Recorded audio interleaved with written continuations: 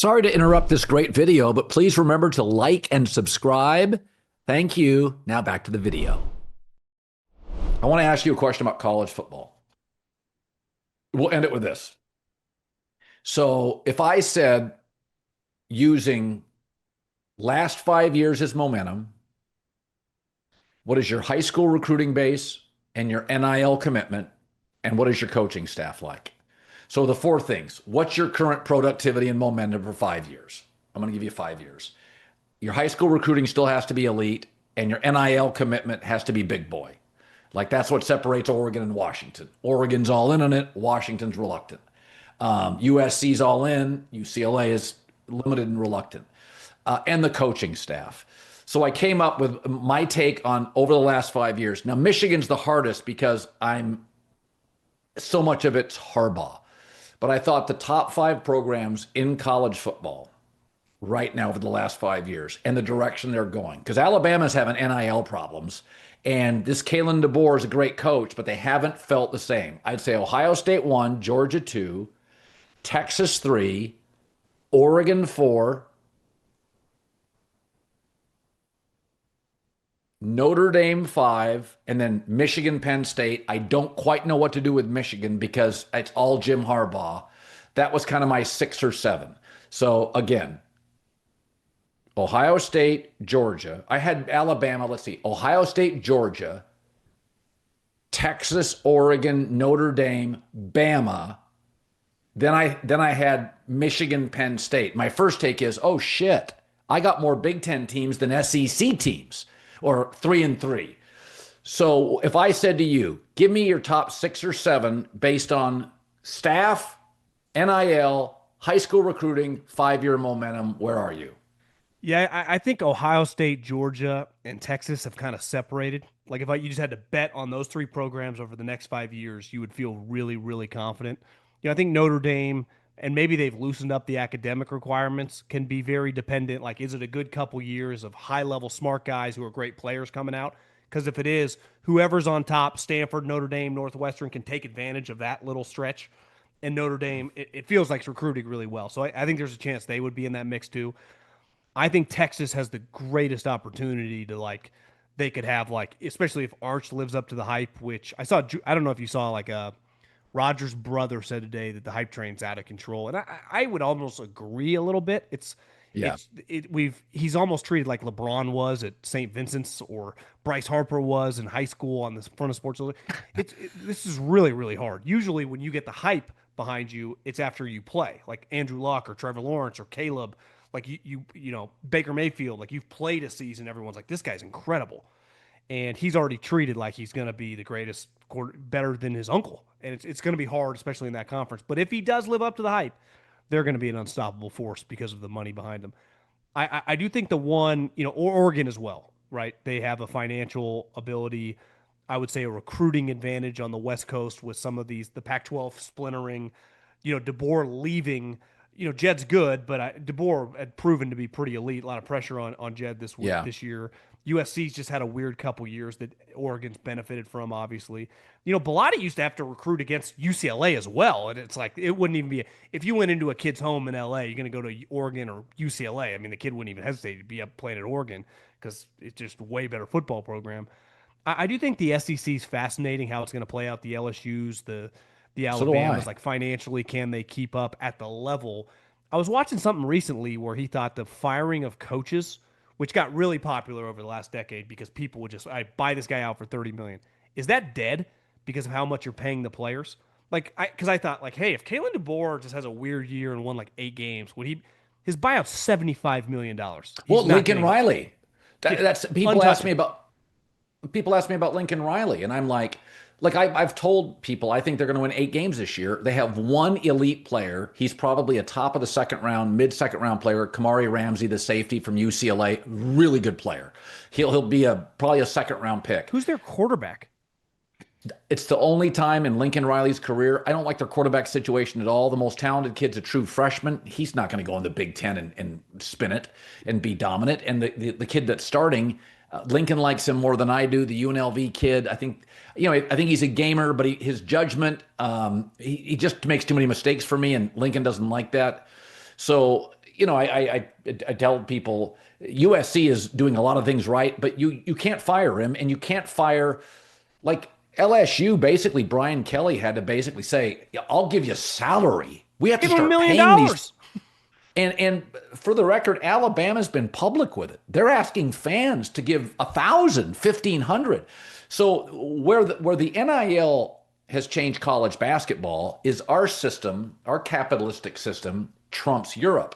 So our universities are buying Europe's best 16 and 17 and 18-year-olds, right? Or 17 and 18-year-olds. It's really hurt like the Spanish leagues.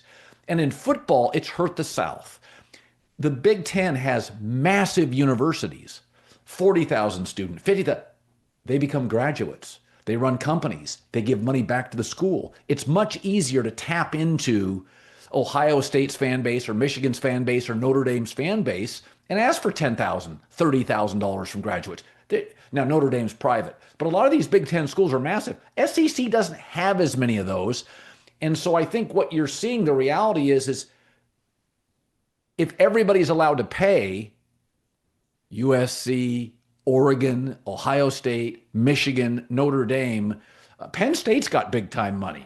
I think there's a reality is the SEC is looking up at some of these numbers outside of Georgia and Texas, and they don't have the funds. Well, have you followed the Texas Tech story? The former player that's the billionaire that's funding their program. They had the #2 transfer portal class in this upcoming season. Everyone at the Big 12 media days, Kenny Dillingham, Dion, was like, guys, this team is on paper the best team in the conference. I mean, they bought the team.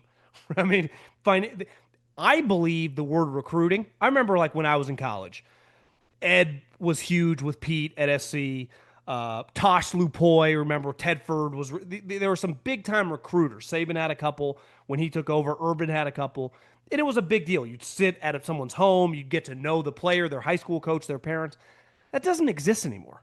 Kids, there's no recruiting. There's who pays you, right? I mean, that's Lane Kiffin's been saying this for like 3 years. This is a black and white business now. There's no he likes me more than this next guy. If that guy's offering 400 grand and we're offering 150, I don't care that his mom likes me. He always goes. It's very rare that we've seen like Ashton Genty stayed at Boise State when even the coach was like he turned down a lot of money to stay here. Those days are done. So when I see Texas Tech and they have this billionaire, if you told me Oklahoma State and T. Boone Pickens, who's passed away, it was 30 years ago, I'd be like, it's a huge advantage having T. Boone Pickens, Oklahoma State. But it changed. He passed away. The Nike dynasty and that operation's still operating. Phil's still around. If he passed away, I would just say you never know. Well, all you could do in the Phil Knight era was build the best facilities. Yeah. And those were impressive. But let me tell you something. Having a nice locker and having $25,000 in your pocket, what are you going to choose? But here's the thing. And even, we're brown bagging kids. I mean, we're talking 20 grand, right? 30 grand. Now we are talking hundreds. I'm not even talking the quarterbacks, which is clearly in the millions. Just a solid recruit might cost you several hundreds of thousands of dollars. I know someone who has a rental property in a college town that rented their house to a rotational defensive lineman for that Division I football team. And obviously you see their income. And he was like, this guy is making hundreds of thousands of dollars. This guy is not some lock draft pick. This is a rotational transfer portal guy that got paid several $100,000 at a program that I would say is not giving away money. So when you're talking the Georgias, the Ohio States, sometimes I think people think like they're not really $20, $30 million payrolls. No, guys, I'm telling you, my scouting buddies say they go to these schools and their player parking lots are as nice, if not nicer, because some of these guys are, they don't even realize in some of these Mercedes dealerships than their NFL teams. And they drive nicer cars than the coaches. There's only a couple coaches on staff now that make more than if you have a star quarterback. So how you handle that dynamic. The other thing is, and I think about this a lot too, like the college football I grew up on. Let's use Matt Leinart as an example. Played at USC for 5 years. Yeah. His relationships with his teammates, he lived in a small apartment, I'm sure, for several years. Even as they kind of grew in popularity, his lifestyle wasn't anything near like Caleb Williams. But his relationships with that team by their last couple of years playing together, these guys have practiced together. They know each other. They know each other's family. Like they have a strong built relationship, right? Like Travis Kelce, Chris Jones, Mahomes, these guys know each other really, really well. Those days are done.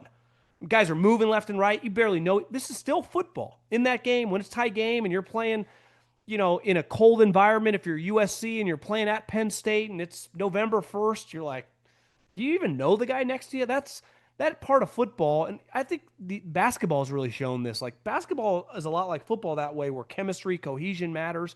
And these guys jump around teams. It's like, it's hard to build that chemistry and that cohesion and that, in a weird way, like love of the other guy. Like I'm fighting for this guy as much as the coach.